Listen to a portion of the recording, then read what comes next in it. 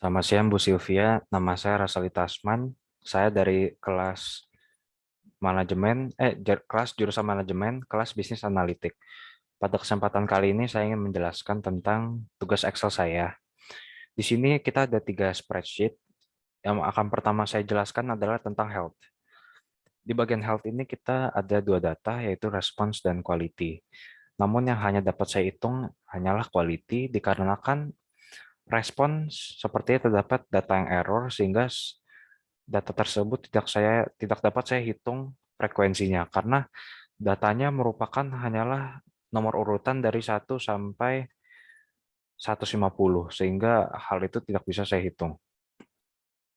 Untuk yang pertama, saya akan menjelaskan cara saya mencari frekuensi dari quality. Dalam quality, setelah saya membuat border, saya akan menggunakan rumus COUNTIF. Rumus COUNTIF ini cukup sederhana, cukup mengetik sama dengan COUNTIF dalam kurung, kemudian kita memblokir semua data yang ingin kita hitung, yaitu dari B2 sampai 151. Kemudian kita mengetik nama dari data tersebut. Di sini adalah nama datanya var. Kemudian cukup kita enter, kemudian akan keluar hasilnya. Begitu juga hal yang sama saya lakukan di data good, excellent, sampai poor. Saya cukup menggunakan rumus COUNTIF, kemudian saya mengganti nama datanya menjadi good, excellent, atau poor. Setelah itu yang saya lakukan adalah saya mentotali semua data yang ada untuk hmm, untuk men-checklist kalau data yang saya hitung itu benar. Di sini kita ada 150 data. Oleh karena itu saya memastikan menggunakan rumus sum, sehingga data yang saya hitung itu ternyata benar, yaitu totalnya 150. Kemudian saya menggunakan bar chart untuk menghasilkan bar chart ini, bar chart day quality. Saya hanya cukup pergi ke fitur insert, kemudian saya akan menemukan bar chart di sini. Di sini bar chart yang saya gunakan adalah 2 dimensi.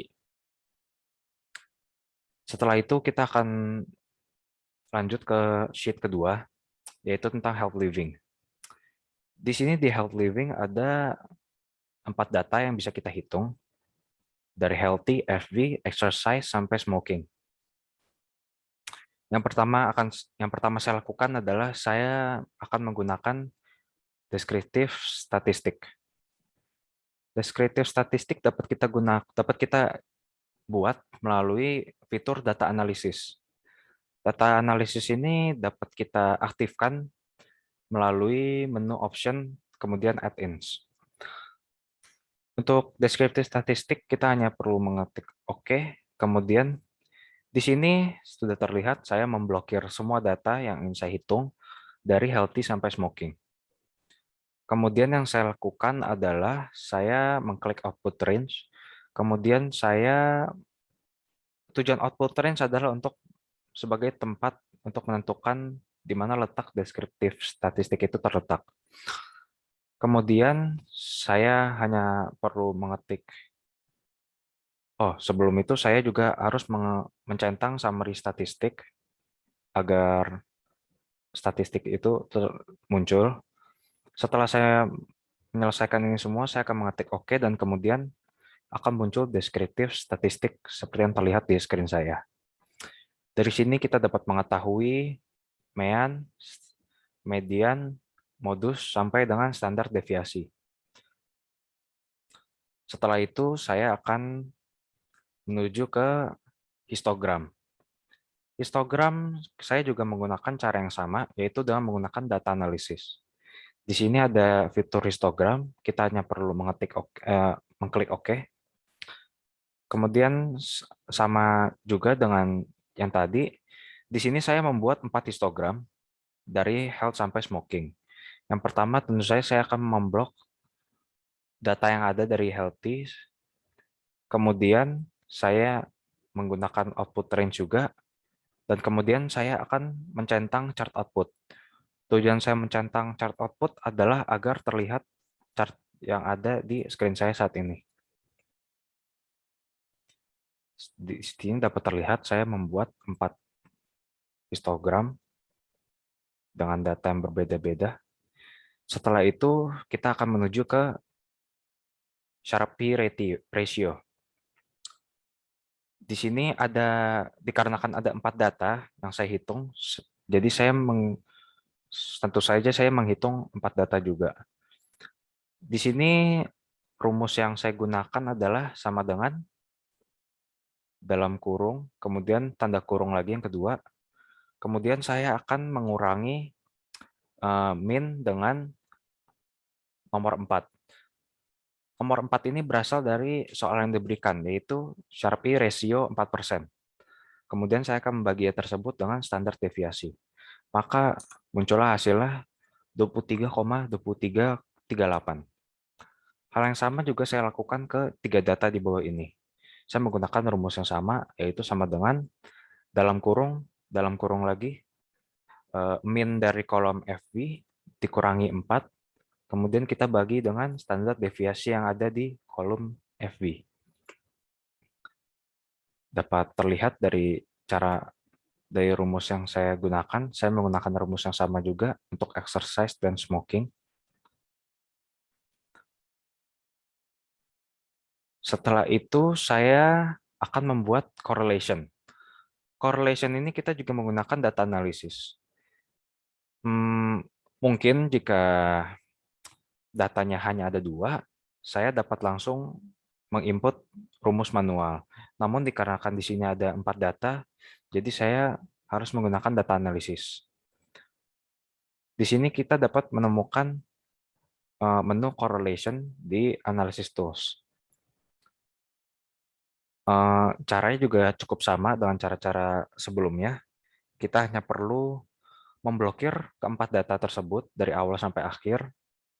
Kemudian kita mengklik output range, kemudian akan terbentuklah correlation seperti di screen ini.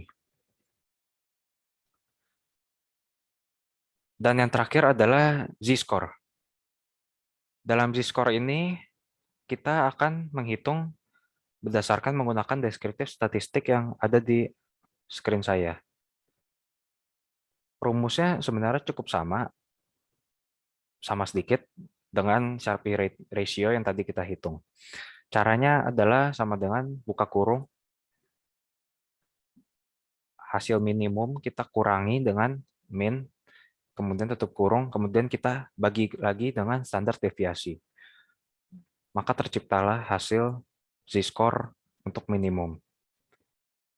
Untuk maksimal, caranya hanya berbeda sedikit, hanya saja kita menggunakan data maksimum, kita kurangi dengan data min, kemudian kita bagi dengan standar deviasi. Tentu saja kita tidak boleh lupa dengan tanda kurung yang ada. Hal yang sama juga saya lakukan untuk ketiga data di bawah ini yang menghitung z-score. Sama dengan tadi, sama dengan buka kurung, data minimum dikurangi data min, kemudian kita bagi dengan standar deviation. Untuk maksimal juga sama, data maksimal kita kurangi dengan data min, kemudian kita bagi dengan standar deviasi. Tentu saja kita tidak boleh lupa lagi dengan tanda kurung. Setelah itu saya akan menuju ke spreadsheet yang ketiga. Di sini terdapat sebenarnya 4 data. Hanya saja saya hanya menghitung 3 data karena deskriptif statistik hanya dapat menghitung data dengan angka. Seperti biasa saya akan menghitung menggunakan data analisis, deskriptif statistik. Kita akan memblokir semua data yang ada. Setelah itu akan muncullah deskriptif statistik seperti yang terlihat ini. Kemudian untuk histogram, saya akan mengulangi lagi, saya menggunakan data analisis juga, histogram. Kemudian saya akan, untuk data mat, saya akan memblokirnya. dari B2 sampai B26. Kemudian tidak lupa kita mencentang output range, kita mengisinya, kemudian kita mencentang chart output. Saya menggunakan 3 histogram karena terdapat 3 data angka yang dapat saya hitung. Setelah itu saya juga tidak lupa saya menghitung Sharpe ratio. Dikarenakan ada 3 data, saya menghitungnya juga 3 kali. Saya akan mengulangi rumusnya lagi. Pertama kita sama dengan buka kurung lagi yang kedua. Kemudian data min kita kurangi dengan 4. Sekali lagi saya ulang, 4 berasal dari soal yang ada, Sharpe ratio 4%. Kemudian akan kita bagi hasilnya dengan standard deviation. Maka dapatlah hasil kita 6,440057. Cara yang sama juga saya gunakan untuk writing dan test takers. Sama buka kurung 2 kali, data min kita kurangi dengan 4, tutup kurung, kemudian kita bagi dengan standard deviation. Untuk correlation, saya menggunakan data analisis lagi. Kita klik OK.